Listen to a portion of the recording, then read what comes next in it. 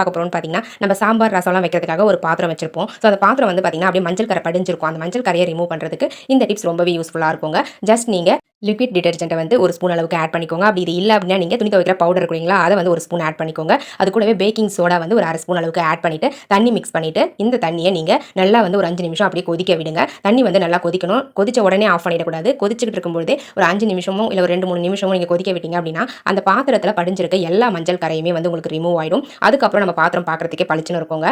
பாருங்க, இது ஃபர்ஸ்ட் கொதிச்சிருச்சு தண்ணி. கொதிச்ச பிறகு நான் அடுப்ப ஆஃப் பண்ணல. ஒரு 2லிருந்து 3 நிமிஷம் வரலாம் அப்படியே கொதிக்க விட்டுக்கிட்டேங்க. இந்த தண்ணிய பார்க்கும்போதே உங்களுக்கு தெரியும். அந்த பாத்திரத்துல படிஞ்சிருந்த உப்பு கரை, மஞ்சள் கரை எல்லாமே வந்து அந்த தண்ணியில வந்து கிடைச்சிருக்கு பாருங்க. எந்த அளவுக்கு மஞ்சளா மாறி இருக்குன்னு பாருங்க ஃப்ரெண்ட்ஸ் தண்ணி. இதே மாதிரி நிறைய டிப்ஸ் அண்ட் ட்ரிக்ஸ் வந்து பார்த்தீங்கன்னா, நம்மளுடைய second YouTube channel Sanju creative corner YouTube சேனலையும் அப்லோட் பண்ணியிருக்கோம். உங்களுக்கு தேவைப்பட்டா போய் செக் பண்ணி பாருங்க. செக் பண்ணி பார்த்துட்டு என்னோட ஐடியாஸ்லாம் பிடிச்சிருந்தா அந்த சேனலுக்கும் சப்ஸ்கிரைப் பண்ணி சப்போர்ட் பண்ணுங்க ஃப்ரெண்ட்ஸ். ஓகே ஃப்ரெண்ட்ஸ், இப்போ நம்ம வீடியோக்குள்ள போகலாம். பாருங்க, ஒரு 2லிருந்து 3 நிமிஷம் நல்லா கொதிக்க வச்சிருந்த தண்ணியை மேக்ஸிமம் அதில் இருக்கக்கூடிய எல்லா அழுக்குமே மஞ்சள் கரையுமே வந்து பார்த்தீங்கன்னா தண்ணியில் கலெக்ட் ஆயிடுச்சு. இப்போ நம்ம இந்த தண்ணியை வந்து அப்படியே விட்டுறலாம். ஃபர்ஸ்ட் அடுப்பு ஆஃப் பண்ணிட்டு அப்படியே வந்து ஆற விட்டுருங்க. ஆற விட்டுட்டு 1/2 மணி நேரம் கழிச்சு எடுத்து இந்த பாத்திரத்தை நீங்கள் எப்பவுமே வாஷ் பண்ணுற மாதிரி வாஷ் பண்ணி எடுத்துக்கோங்க ஃப்ரெண்ட்ஸ். இந்த தண்ணியை வந்து இப்போ நான் இன்னொரு பவுலில் வந்து மாற்றி காமிக்கிறேன். ஸோ அப்போ தான் வந்து எந்த அளவுக்கு அந்த கரெல்லாம் உங்களுக்கு ரிமூவ் ஆயிருக்கு அப்படின்றது தெரியும். பாருங்க, தண்ணியுடைய நிறம் பாருங்க, எல்லா மஞ்சள் கரையுமே உங்களுக்கு ரிமூவ் ஆயிருக்கும். இப்போ நம்ம நார்மலா எப்பவுமே பாத்திரம் வாஷ் பண்ணுவோம் இல்லைங்களா, விம்பார் யூஸ் பண்ணி. ஸோ அந்த மாதிரி விம்பாரும் ஸ்க்ரப்பரும் யூஸ் பண்ணி வாஷ் பண்ணி எடுத்துக்கிறேங்க ஃப்ரெண்ட்ஸ். வாஷ் பண்ணி எடுத்துட்டு நான் உங்களுக்கு காமிக்கிற பாருங்க, ரிசல்ட் வந்து சூப்பரா இருக்குங்க. ஸோ இந்த மாதிரி நீங்க மஞ்சள் கரை படிஞ்சிருக்க பாத்திரங்களா இருக்கட்டும், உப்பு கரை படிஞ்சிருக்க பாத்திரங்களா இருக்கட்டும், இந்த முறையில் நீங்க க்ளீன் பண்ணீங்க அப்படின்னா ரொம்பவே பளிச்சுன்னு மாறிடுங்க.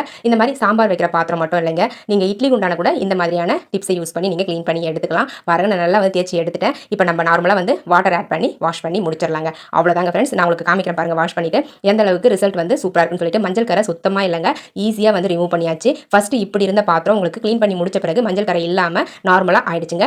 உங்களுக்கு தேவைப்பட நீங்களும் இதே மாதிரி ட்ரை பண்ணி பாருங்க ஃப்ரெண்ட்ஸ்.